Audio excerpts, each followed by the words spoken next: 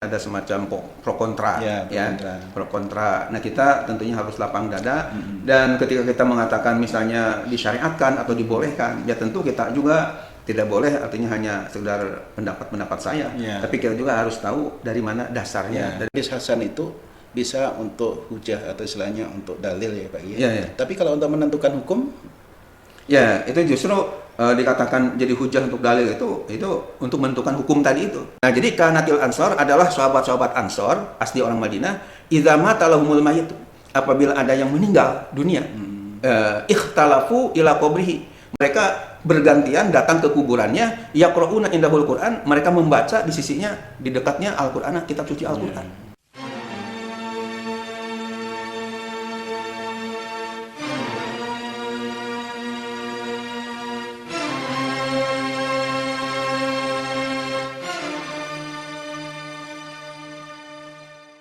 ya, baik, bismillahirrahmanirrahim.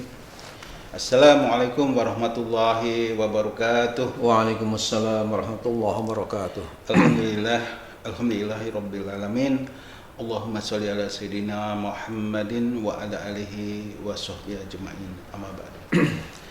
Pemirsa yang Allah muliakan, alhamdulillah kita berjumpa kembali dalam kajian ilmu, yaitu umat bertanya, ulama menjawab. Alhamdulillah kita sudah hadir murabi kita, Al-Mukarram Dr. Kiai Haji Ahmad Dimyati Badru Zaman MA. Assalamualaikum Pak. Waalaikumsalam warahmatullahi wabarakatuh. Sehat Pak Kiai? Alhamdulillah Pak Andre. Mudah-mudahan Pak Andre sehat. Amin. Juga pemirsa oleh Allah diberikan kesehatan selalu. Amin. Insya Allah Pak Kiai sehat terus. Mudah-mudahan ini bisa memberikan pencerahan pada umat. Apalagi kalau kita bicara kitab-kitab klasik kayak gini kan nggak semua orang mampu Pak Kiai. Ya. Jadi memang harus ada ulamanya ini. Dan kita mengenal ulama yang dulu juga akhirnya itu. Insya Allah. Kemampuan itu Pak Andre yang pertama mungkin yang berat ini adalah bacanya. Yang kedua juga belinya. Belinya juga itu ya. kan nggak semua orang mampu untuk belinya karena memang nggak mahal-mahal kan. Berjilid-jilid. Cuma juga yang paling sulit artinya membacanya juga karena gundul-gundul dan tidak ada istilahnya gondrong-gondrong harokatnya. Ya, harokatnya. Nah, alhamdulillah dengan adanya pengajian seperti ini kita baca kan, kita jadikan sumber. Jadi bukan dari Google juga itu, tapi betul-betul kita ini kitab aslinya sebagai rujukan utama. Kalau ini kan kitab asli bagi ya disebutkan kitab klasik ya kitab klasik. Ya, itu kadang ulama-ulama yang dulu termasuk ulama-ulama yang salaf, kemudian sekarang sampai ulama-ulama yang kholaf sekarang alhamdulillah. Dan ketika jadi rujukan itu Pak Andre, ini merupakan rujukan istilah di perguruan tinggi itu, di akademis disebutnya al-masdarul awal. Jadi rujukan pertama. Karena ada masdarul awal, ada masdarus sani, ada masdarus salis. Sehingga ketika kita menilai, saya sudah mungkin lebih 10 kali lah, artinya menilai skripsi mahasiswi, bahkan tesis juga sering. Jadi kalau kita menilai itu, kalau ketika menyebutkan Rawahul Bukhari dari Sahih Bukharinya langsung, Rawah Abu Dawud dari Sunan Abu Dawudnya langsung, itu nilainya tinggi. Karena berarti merujuk kepada sumber aslinya.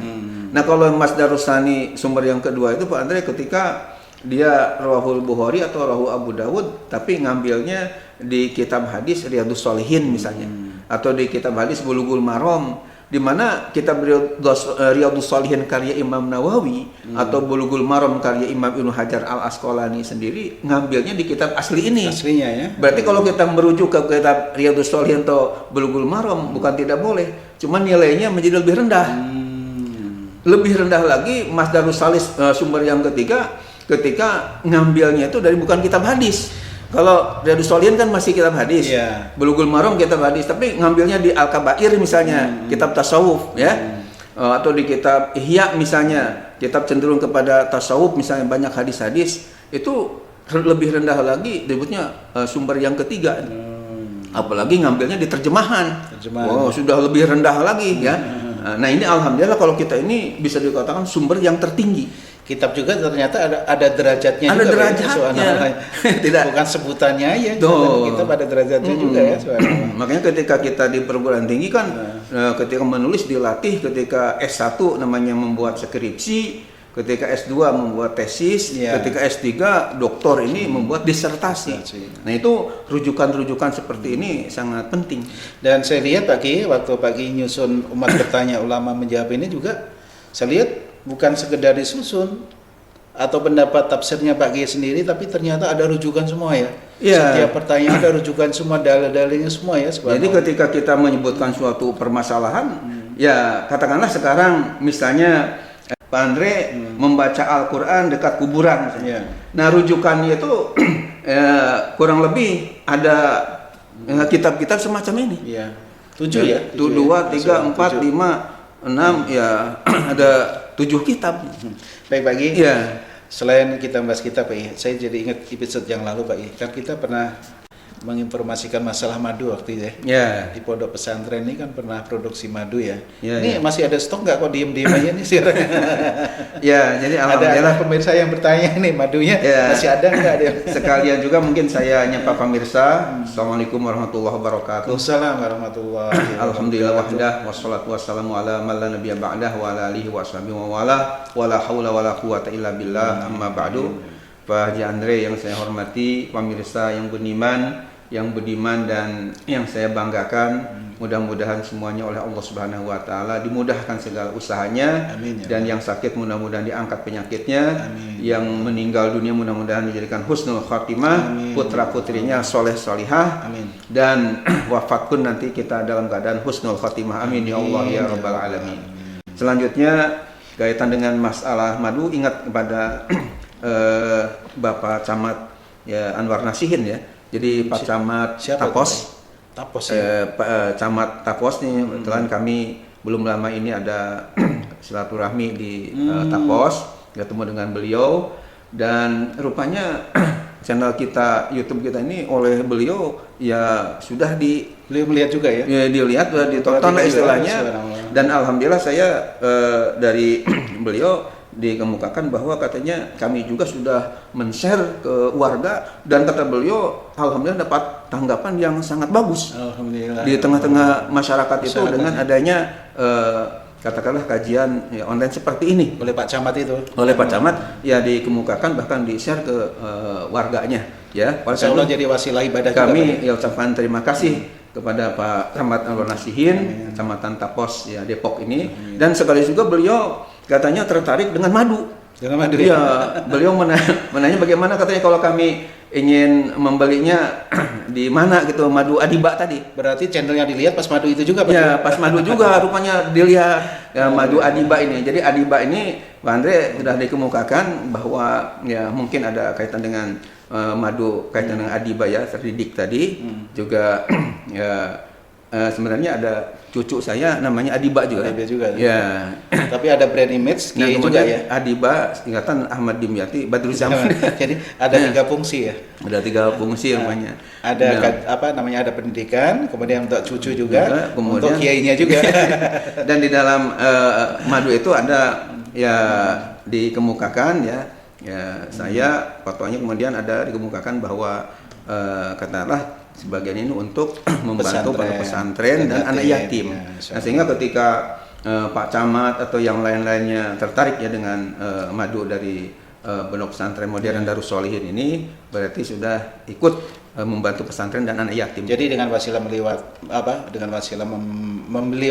madu ya Pak ya? Madu Adiba tadi. Adiba tadi artinya sudah otomatis langsung beramal jariah. Insya Allah membantu pesantren dan anak yatim. Pemirsa, bahwa pesantren sendiri sekarang posisi sedang membangun. Ini juga masih perlu bantuan dana dari masyarakat ya. Kalau masyarakat ingin menyumbang atau istilahnya ikhlas karena Allah, diam-diam masukkan rekening nih. Di sini ada nomor rekeningnya. Silakan ya. Dan madu yang mau beli madu ada 2 botol Pak Andre. Iya, jadi yang satu harga berapa? Yang satu agak tinggi itu 60.000, yang satu 50 ya. Pendeknya 50.000. Jadi totalnya 110.000 aja. Apabila ada yang lebih, enggak ditolak karena akan kita gunakan untuk kepentingan pesantren dan anak yatim. Alhamdulillah, insyaallah. Baik pagi pemirsa, kita langsung kajian kita pada episode yang ke-18 ini adalah dalam tema membaca Al-Quran dekat kuburan. Pagi ini kelihatannya kalau udah begini tuh suka banyak khilafiyah ya kita ya. Ya. Jadi kalau kita datang mau ziarah itu fungsi kita kan sebenarnya mendoakan ya, mendoakan, bukan minta barokah tapi mendoakan. Kalau minta barokah pada Allah tentunya gitu ya. Pada Allah Subhanahu wa taala. Nah, kalau kita mendoakan biasanya kan banyak cara bagi ya. Ada yang cara mendoakannya dengan di situ juga ada membaca Al-Qur'an, ada membaca Yasin minimal, ada hanya berdoa sih kan itu. Ada yang bilang ya itu nggak benar, ada yang bilang benar. Nah, ini mungkin kajian kita hari ini cocok Pak ya. Ya, ini saya kira penting untuk diketahui. Baik. Silakan ditanyakan. Baik, pertanyaan begini Bagi, pertanyaan dari pemirsa. Kita buka pada halaman 94 ya. Yaitu pertanyaannya saya baca. Bagaimanakah hukumnya membaca Al-Qur'an dekat kuburan Bagi? Ya, jadi singkatnya pertanyaannya bagaimana hukumnya membaca Al-Quran di dekat kuburan? Iya, atau dekat itu ya, pusara ya kan? Ya, pokoknya di pekuburan lah. Di pekuburan lah, bukan di rumah. Itu kan banyak yang begitu Bagi, tapi ada juga yang menyalahkan Bagi. Ya. Nah ini perlu dijelaskan dalilnya seperti apa, rujukannya seperti apa Bagi? Saya kira penting diketahui oleh pemirsa. Karena di tengah-tengah masyarakat ini ada semacam pro kontra, pro kontra. Nah kita tentunya harus lapang dada dan ketika kita mengatakan misalnya disyariatkan atau dibolehkan, ya tentu kita juga tidak boleh artinya hanya sekedar pendapat saya, tapi kita juga harus tahu dari mana dasarnya, dari mana dalilnya, rujukannya dari mana. Kalau nggak boleh juga mana dasarnya nggak boleh, dan ketika kita mengatakan boleh, dasarnya mana. Nah, marilah kita bahas ya pertanyaan yang cukup penting ini karena di tengah-tengah masyarakat tadi ada pro dan kontra ini. Nah, berkaitan dengan masalah bagaimana hukumnya membaca Al-Quran dekat kuburan, tentu ya kalau saya jawab ini tidak ada masalah, tidak ada, artinya boleh-boleh saja. Nah, ketika kita mengatakan boleh-boleh saja itu sesuai dengan apa yang diungkapkan dulu bahwa kita punya dalil. Nah, dalilnya kalau misalnya nggak ketemu dari ayat-ayat Qur'annya, maka rujukan yang kedua kita beralih kepada hadis. Ya, baru kita nanti ke kaul ulama atau ijtihad dari ulama. Ya. Nah, karena dalam Al-Qur'an secara jelas jawaban membaca Al-Qur'an dekat kuburan tadi secara secara tidak ada, ya, maka kita beralih kepada hadis Nabi kita Muhammad Sallallahu Alaihi Wasallam. Tersebut dalam kitab Sunan Abu Dawud, ya, Pak Andre, pemirsa, mungkin perlu juga dikemukakan bahwa kitab Sunan Abu Dawud itu mana? Ya, ini namanya kitab Sunan Abu Dawud. Ini semuanya ada 2 jilid, satu jilidnya 2 juz, berarti 2 jilid ada 4 juz. Kitab namanya Sunan Abu Dawud, dikarang oleh ulama ahli hadis namanya Imam Abu Dawud As-Sijistani namanya. Nah, di dalam kitab Sunan Abu Dawud, di mana kitab ini merupakan rujukan utama dalam kaitan dengan akidah Ahlus Sunnah wal Jamaah. Dan semuanya ada kutubus sitah istilahnya Pak Andre, pemirsa yang dimuliakan Allah, yakni Sahih Bukhari, Sahih Muslim, Sunan Abu Dawud, Sunan Tirmidzi, Sunan Nasai, Sunan Ibnu Majah. Nah, Sunan Abu Dawud ini merupakan salah satu dari kutubus sitah, sick books ya dalam bahasa Inggrisnya, dari salah satu 6 kitab rujukan utama itu. Walaupun kitab hadis-hadis juga di sini saya hitung tidak kurang 20 judul. Cuman yang 6 ini merupakan pokok lah ya, dari hadis-hadis yang lain. Nah, di dalam kitab Sunan Abu Dawud tepatnya di juz 3 halaman 191 disebutkan begini, An Ma'qil ibni Yasarin qala Nabi sallallahu alaihi wasallam iqra'u Yasin ala mautakum. Rawahu Abu Dawud. Artinya dari sahabat Ma'qil bin Yasar, ia berkata, Nabi Muhammad SAW telah bersabda. Ya, ingat ya, kalau Nabi Muhammad bersabda, kalau Allah berfirman, tapi kalau selain Nabi dan Allah berkata, termasuk sahabat. Kita juga berkata lah ya. Kita berkata, bukan ngomong ya. Pak Andre telah berkata ini ya. Ya, jadi Ma'qil bin Yasar, dari Ma'qil bin Yasar ia berkata, Nabi Muhammad SAW telah bersabda, bacalah surat Yasin untuk orang yang mati di antara kamu. Riwayat Imam Abu Dawud, kitab Sunan Abu Dawud, juz 3 halaman 191. Ya. Imam Abu Dawud telah memberikan judul hadis ini dengan babul qiraah indal mayit. Ya, jadi di dalam kitab Sunan Abu Dawud ini Imam Abu Dawud telah membuat judul sebelum menuliskan hadisnya itu dengan kata-kata babul qiraati indal mayiti. Artinya bab membaca Al-Qur'an dekat orang mati. Ya. Jadi menjelaskan ya tentang masalah bagaimana membaca Al-Qur'an di dekat orang yang meninggal atau orang yang telah mati. Sebagai informasi juga kepada Pak Andre dan pemirsa yang budiman, itu selain di dalam kitab Abu Dawud hadis ini ada, namun juga penjelasan-penjelasan yang lebih tentunya terurai. Itu saya punya dua syarahnya, punya dua pengurainya Pak Andre, pemirsa yang dimuliakan Allah. Ini yang pertama, Abu Dawud ini punya syarah namanya Aunul Ma'bud, ya. Syarah itu pengertiannya menjelaskan lebih detail gitu Pak ya? Iya, jadi syarah itu artinya yang menguraikan. Yang menguraikan dan menjelaskan lebih detail. Di mana ada Abu Dawudnya cuma 2 jilid 4 juz, ininya syarahnya sampai 10 jilid. Karena kan lebih detail menjelaskannya. Nah, selain namanya Aunul Ma'bud, kalau diterjemahkan ke dalam bahasa Indonesia, pertolongan Allah yang disembah, ya. Ma'bud itu kan yang disembah. Jadi Aunul Ma'bud syarah Sunan Abi Dawud. Ya, jadi ujungnya itu diusahakan antara matan dengan syarahnya menjadi serasi, karena ud ya, Sunan Abu Dawud syarahnya namanya Aunul Ma'bud juga ya. Jadi seperti saya punya Sunan Tirmizi 5 jilid, Pak Andre, syarahnya itu 10 jilid namanya Tuhfatul Ahwazi. Jadi sama-sama zi-nya. Ya, jadi indah kedengarannya. Sahih Bukhari juga yang 4 jilid saya punya syarahnya, 2 syarahnya. Yang pertama Irsyadus Sari 10 jilid. Kan sama-sama ri-nya. Sahih Bukhari syarahnya Irsyadus Sari. Yang keduanya sampai 18 jilid namanya Fathul Bari. Syarah Sahih Bukhari yang 4 jilid diberikan uraian oleh Imam Ibnu Hajar Al-Asqalani. Kalau tadi Irsyadus Sari oleh Imam namanya Syihabuddin Al-Qastolani, kalau yang Fathul Barinya yang 18 jilid oleh Imam Ibnu Hajar Al-Asqalani, namanya Fathul Bari. Jadi dengan matan itu ujungnya diusahakan sama ya, ri-nya itu sehingga mas. Nah, yang Sunan Abu Dawud sendiri selain Aunul Ma'bud tadi, saya juga punya kitab syarahnya namanya Badlul Majhud. Ya, kalau diterjemahkan ke dalam bahasa Indonesia, Badlul Majhud itu artinya mencurahkan segala daya upaya. Ya, kalau tadi Aunul Ma'bud pertolongan hamba Allah, pertolongan Allah yang disembah. Kalau ini Badlul Majhud mencurahkan segala daya upaya, ya. Fi Hali Abi Dawud dalam mengurai yang ada dalam kitab Sunan Abu Dawud. Itu 10 jilid juga, ya.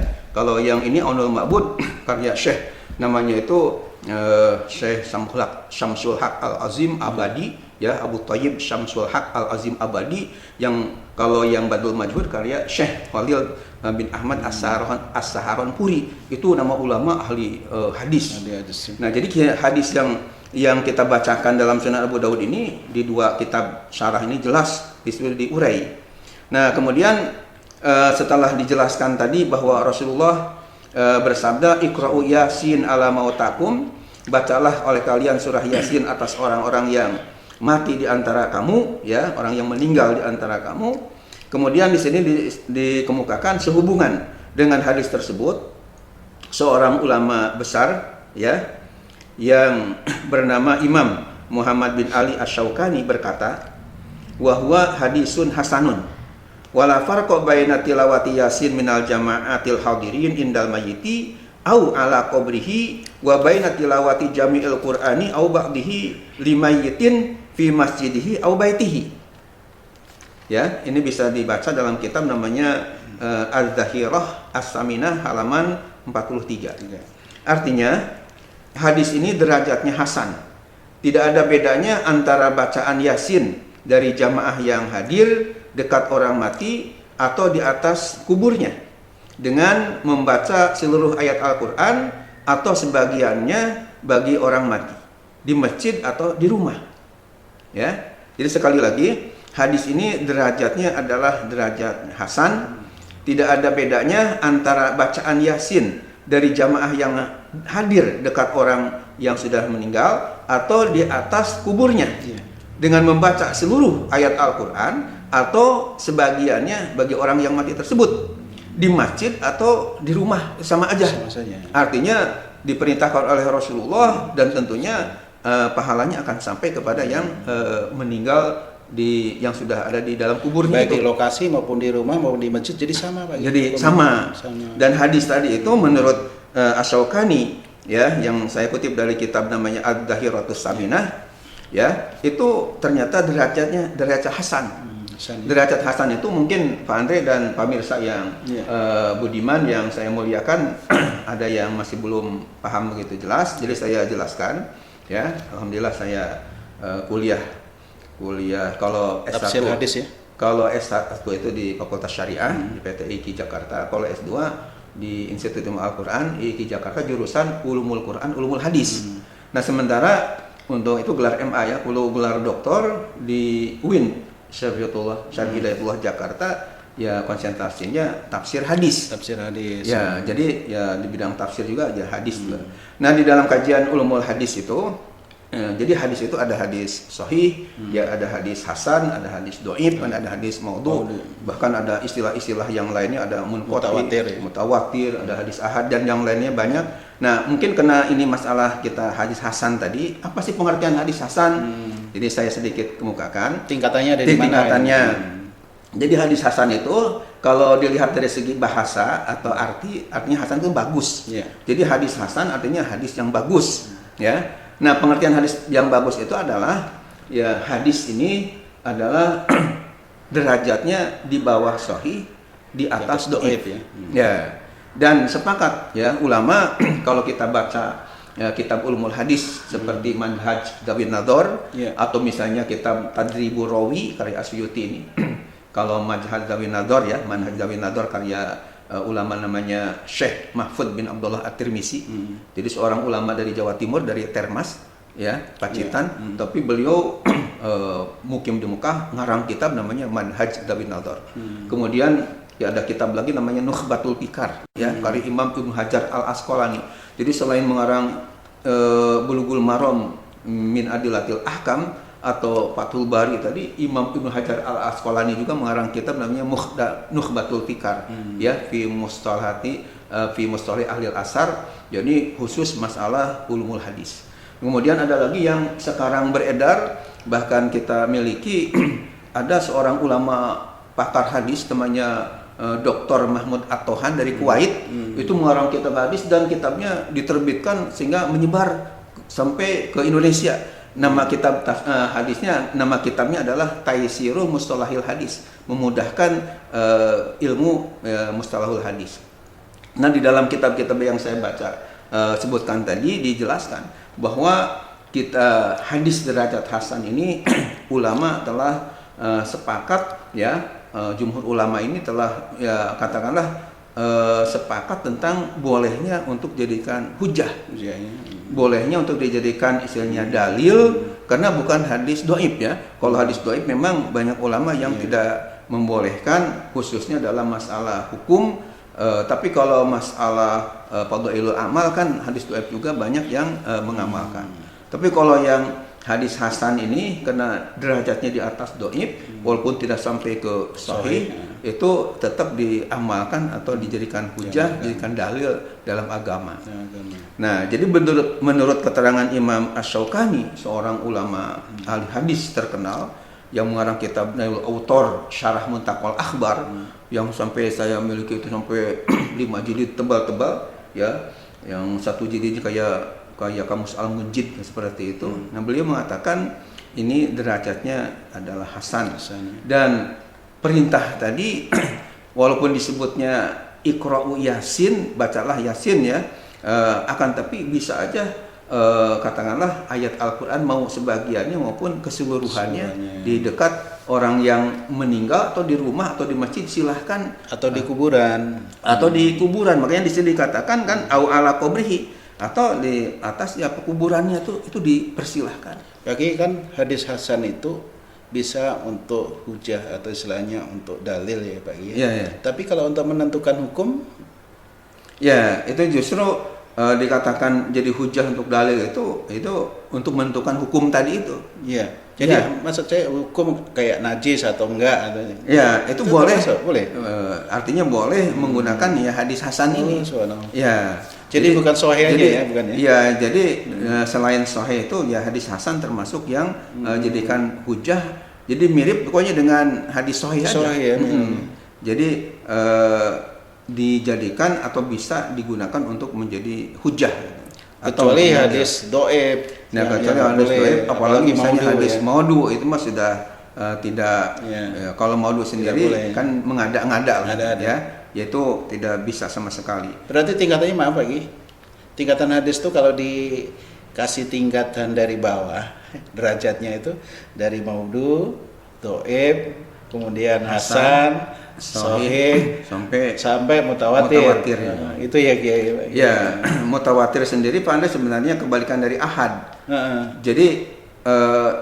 Jadi hadis sahih itu ada kalanya mutawatir, ada kalanya ahad. Ya, bedanya begini, kalau mutawatir itu artinya diriwayatkan oleh orang banyak, diterima oleh orang banyak, disampaikan kepada orang banyak, sehingga mustahil dalam logika itu akan berbuat bohong atau salah. Kenapa diterima oleh orang banyak, disampaikan oleh orang banyak juga.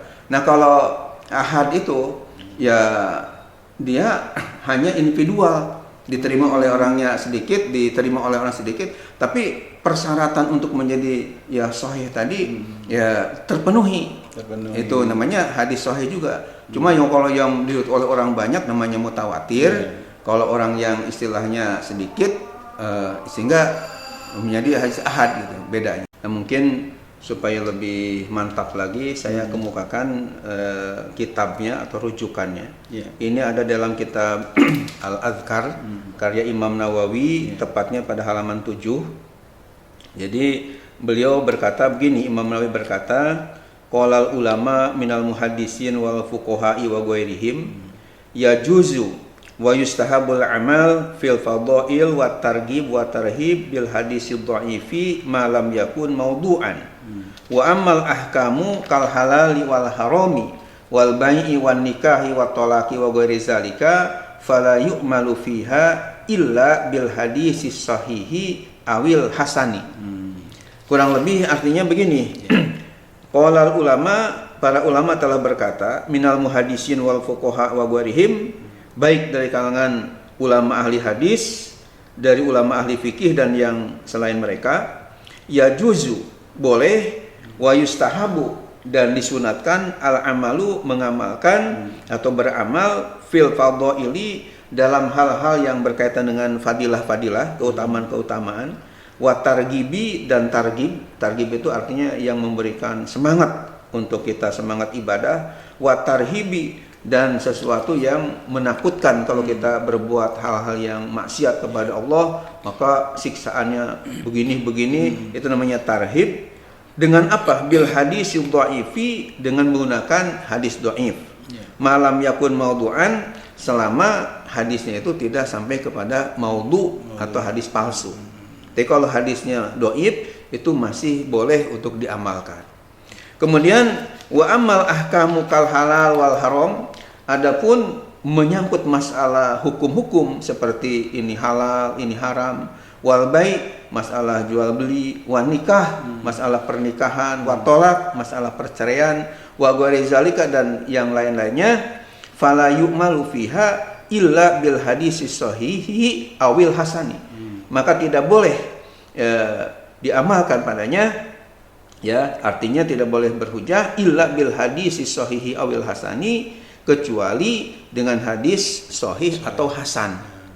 Berarti hasan hadis hasan itu sama dengan hadis sahih derajatnya, dalam arti boleh berhujah kaitan dengan hukum-hukum tadi dengan hadis sama dengan hadis sahih. Bagi kalau dhaif itu kan artinya hadis lemah bagi itu masih bisa untuk ini semacam motivasi itu namanya. Tapi kalau untuk menentukan hukum nggak boleh gitu. Nah, untuk menentukan hukum harus hadis sahih atau paling tidak hasan.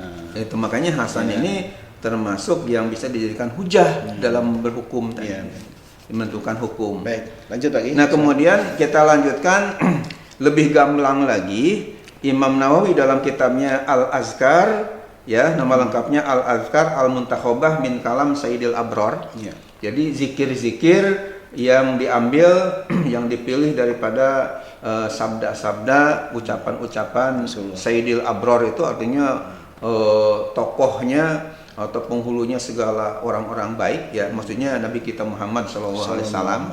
Mungkin Pak Andre dan pemirsa, kitab Al-Azkar karya Imam Nawawi itu yang mana? Nah ini sebagai informasi, namanya Al-Azkar Al-Mutahobah min Kalam Sayyidil Abror Sallallahu Alaihi Wasallam.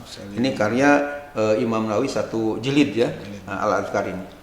Namun saya Pak Andre tidak puas dengan kitab Al-Azkar saja matannya, tapi urean-ureannya juga ingin mendalam, sehingga saya harus beli syarahnya. Ya, syarahnya itu namanya penjelasan yang lain. Penjelasannya ini nama syarahnya Al-Futuhatur Robbaniyah, Syarah Al-Azkar Nawawiyah. Karena Al-Azkar ini karang Imam Nawawi, jadi terkenal juga Al-Azkar An-Nawawiyah. Nah, syarahnya itu sampai 5 jilid ini. Ya, itu judulnya Al-Futuhatur Robbaniyah, Syarah Al-Azkar An-Nawawiyah. Nah, di dalam kitab Al-Azkar An-Nawawiyah atau syarahnya Al-Futuhatur Robbaniyah, Imam Syafi'i berkata dan para sahabatnya. Jadi teksnya itu begini. Qala Syafi'i wal ashabu yustahabbu ayyaqra'u indahu syai'an minal Qur'an. Qalu fa in khatamul Qur'ana kullahu kana hasanan. Ini kitab Al-Azkar halaman 147. Artinya Imam Syafi'i dan sahabat-sahabatnya telah berkata, sunat hukumnya bagi kaum muslimin membaca sebagian ayat Al-Quran di depan kuburan atau mayat, ya. Mereka juga berkata, artinya Imam Syafi'i dan para sahabatnya berkata, jika mereka dapat menghatamkan Al-Quran seluruhnya, hal itu baik sekali. Ini sebagai dasar kenapa misalnya banyak umat Islam kan di Indonesia ini mayoritas madhabnya madhab Syafi'i. Nah, Imam Syafi'i menurut keterangan Imam Nawawi dalam kitabnya Al-Azkar, bahkan bukan Imam Syafi'i aja, wal ashab ini sahabat-sahabat Imam Syafi'i itu banyak sekali, murid-muridnya, jamaah-jamaahnya itu sepakat bahwa membaca Al-Quran dekat kuburan itu yustahabu, dianjurkan, disunatkan, dan memang dibolehkan. Dibolehkan. Jadi kalau dianjurkan itu lebih dari boleh. Ya, artinya dapat pahala. Ya. Kalau boleh kan mubah, ya dikerjakan. Boleh, enggak juga, enggak apa-apa, artinya enggak ada pahala. Seperti kita misalnya minum, ya makan kan pada dasarnya mubah aja. Nah, kalau yustahabu di sini dianjurkan, disunatkan. Artinya ketika dilakukan tuh dapat pahala. Kalau enggak dosa. Namanya kan sunat ya. Beda dengan wajib. Nah, cuma bukan bid'ah, artinya bukan perbuatan yang mamnu, yang terlarang. Seperti ada sebagian atau segelintir orang yang kadang-kadang itu bid'ah, dolalah, ya neraka dan sebagainya. Tapi ini Imam Syafi'i kan seorang ulama yang luar biasa ilmunya. Ya, nama lengkapnya Abu Abdullah Muhammad bin Idris Asy-Syafi'i, lahir di Gaza tahun 150 Hijriah, wafat di Mesir tahun 204 Hijriah. Dan beliau berarti termasuk ulama salaf. Ulama salaf yang luar biasa. Dan kalau kita melihat di bagan silsilah atau sanad yang ya katakanlah mutasil sampai Rasulullah, ternyata Imam Syafi'i kepada Rasulullah itu dekat sekali. Karena Imam Syafi'i punya guru Imam Malik, Imam Malik punya guru Imam Nafi, Imam Nafi punya guru Ibnu Umar atau Abdullah bin Umar, Ibnu Umar punya guru Rasulullah. Jadi ilmunya itu kepada Imam Syafi'i ini dari Rasulullah itu dekat sekali. Apalagi nasabnya Imam Syafi'i ini termasuk Al-Quraisy Al-Muttalibiyah, ini dekat sekali dengan zuriyah Rasulullah SAW. Ya, dan alhamdulillah tahadusan binimah tahun 2015 yang lalu ketika ada umroh plus Kairo, saya sempat ziarah ke makom atau kuburan Imam Syafi'i yang luar biasa. Ya, saya melihat kena alim besar sehingga banyak diziarahi orang. Saya membayangkan ketika hidupnya namanya sudah terkenal seperti itu, bagaimana sudah meninggalnya aja orang dari mana-mana, bahkan dari luar negeri pun termasuk dari Indonesia banyak berkunjung kepada beliau. Nah, kesimpulannya bahwa disunahkan di sini membaca di dekat ya si mayat tadi, dekat kuburan ini membaca syai'an minal Quran, sedikit daripada Al-Quran. Tapi kalau misalnya fa'in khotamu Al-Quran akulah, kalau sampai menghatamkan Al-Quran secara keseluruhannya, karena hasanan, ya tentu cakep sekali kok. Ya, Pak Kiai kan ada sampai, istilah disunatkan, ada istilah disunahkan. Ada yang bertanya Pak Kiai, itu pengertian artinya sama atau bentuk kata yang lain dengan disunatkan dengan disunahkan? ya. Bisa dijelaskan Pak Kiai? Jadi kalau kalau misalnya sunnah itu biasanya ada hubungan dengan katakanlah hadis gitu ya. Ini berdasarkan sunnah, itu berarti berdasarkan hadis Nabi kita Muhammad SAW. Ada sunnah sahihah, ya ada sunnah yang sahih, ada sunnah dhaifah. Itu biasanya ada hubungan erat dengan masalah hadis, ya. Sehingga ketika kita menyebut hadis ini hadis qauli, hadis fi'li, hadis takriri, ya ada juga diistilahkan dengan sunnah qauliyah, sunnah fi'liyah, sunnah takririyah, ya. Tapi kalau sunat ini ada hubungan dengan masalah ahkamul khamsah, hukum-hukum yang 5. Misalnya ada wajib, ada haram, ada makruh, ada sunat, tuh ada mubah. Ya, jadi artinya sunat di sini dalam fikih Terkait sama hukum yang kalau dikerjakan dapat pahala, kalau enggak dikerjakan enggak dosa, tapi dia rugi, tidak istilah melakukan yang akan dapat pahala itu. Tapi ada juga yang diartikan gini Pak Ki, kalau sunat itu kalau dikerjakan mendapat pahala, kalau nggak dikerjakan rugi. Iya, artinya rugi nggak dapat pahala. Ya. Nah kemudian Pak Andre untuk tambahan mungkin di akhir pengajian atau katakanlah diskusi atau muzakarah YouTube ini perlu dikemukakan. Ini kan penjelasan tadi menurut Imam Syafi'i dan para sahabatnya di dalam kitab Al-Azkar ini. Nah ternyata Pak Andre setelah saya teliti dan kaji, ini ada 3 kitab lagi yang berkaitan dengan bagaimana hukum membaca Al-Quran di dekat kuburan. Ya, yang pertama kitab yang khusus, artinya ada hubungan dengan membaca Al-Quran dekat kuburan ini tentang kebolehannya. Ini saya punya kitab ya. Alhamdulillah di Madinah kita cari-cari di toko kitab, dan ternyata di toko kitab itu diumpetin Pak Andre. Oh gitu. Ya, jadi rupanya karena sana melarang ya. Ya. Jadi ini kitabnya aja diumpetin judulnya ini Tahqiqul Amal Fima Yanfa'ul Mayyit Fima Yanfa'ul Mayyita Minal A'mal. Ya, jadi judulnya itu sangat indah sekali. Ujungnya mirip ya, artinya ada serasi ya. Tahqiqul amal fima yanfa'ul mayyita minal a'mal. Kalau di bahasa Indonesia kan ya merealisir angan-angan, cita-cita dalam hal yang bisa memberi manfaat kepada mayat minal a'mal, dari amal-amal ibadah kita ya yang hidup ini. Nah ini dikarang oleh Sayyid Muhammad bin Alwi Al-Maliki Al-Hasani.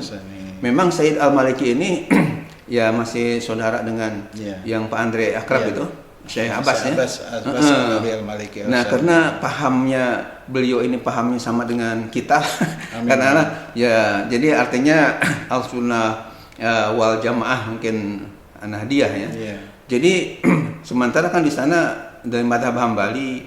Jadi ketika kita mau beli kitab yang ada hubungan ini oleh tukang kitabnya itu ya diumpetin dan bisik-bisik gitu. Wah, ini ada orang Indonesia akan tahu si tukang kitab ini mazhab Syafi'inya. Ya, kita cari dan ternyata memang ya ada. Sekarang dia orang Indonesia jadi dikasihkan kitabnya ini. Nah, di dalam kitab yang Tahqiqul Amal ini di antaranya saya bacakan Pak Andre secara singkat Anis Sya'bi, dari Imam Asy-Sya'bi qala, ia berkata, kanatil ansaru idza mata lahumul mayyit ikhtalafu ila qabrihi yaqra'una indahul qur'ana. Artinya apa? Kata Imam Asy-Sya'bi. Asy-Sya'bi ini seorang ulama dari kalangan tabi'in, ya tidak bertemu dengan Rasulullah tapi bertemu dengan para sahabatnya. Kata Imam Asy-Sya'bi, beliau berkata, kanatil ansaru adalah sahabat-sahabat Ansor. Jadi sahabat itu kan ada muhajirin, ada sahabat Ansor. Bedanya kalau muhajirin sahabat-sahabat yang asalnya dari Mekah, aslinya dari Mekah, kemudian hijrah ke Madinah, itu namanya muhajirin. Nah Ansor ini arti letter lucknya penolong-penolong, artinya sahabat yang memang asli orang Madinah. Nah, jadi kanatil ansor adalah sahabat-sahabat Ansor asli orang Madinah, idza mata lahumul mayit, apabila ada yang meninggal dunia, ikhtalafu ila qabrihi, mereka bergantian datang ke kuburannya, yaqrauna indahul Quran, mereka membaca di sisinya, di dekatnya Al-Qur'an, kitab suci Al-Qur'an. Nah, sehingga keterangan dalam kitab ini masalah datang ke kuburan membaca ayat suci Al-Quran itu sudah bukan zaman sekarang dari saja. Dulu udah dibolehkan. Dari dulu sahabat Ansor itu sudah melakukannya. Ini menurut keterangan di kitab Tahqiqul Amal tadi.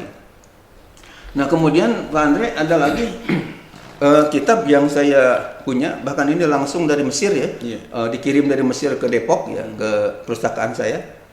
Judulnya Kasfus Syubuhat ya, an ihda'il qiraah wasailil qurabi lil amwat. Jadi kalau diterjemahkan ke dalam bahasa kita Indonesia, mengungkap atau menghilangkan syubhat-syubhat, kekeliruan-kekeliruan, an ihda'il qiraah, daripada menghadiahkan bacaan, wasailil qurab ini, dan kurbah-kurbah, amaliyah-amaliyah yang mendekatkan diri kepada Allah yang lainnya, lil amwat, untuk orang-orang yang mati, orang-orang yang katakanlah sudah meninggal dunia. Ini dikarang oleh Syekh Mahmud Hasan Robi Al-Azhari. Syekh Mahmud Hasan Robi Al-Azhari dari Al-Azhar Universitas Kairo di Mesir, seorang ulama besar.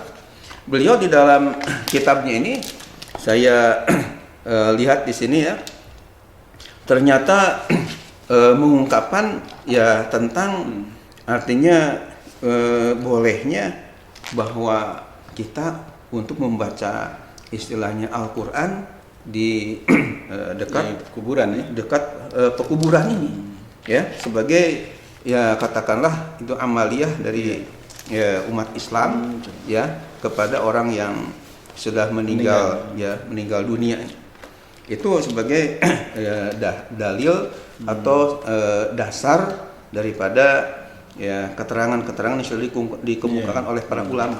Nah, bahkan satu lagi Pak Andre, ada yang saya punya ini judulnya Is'aful Mu'minin wal Mu'minat bijawazil qiraah wa wusuli sawabiha lil amwat.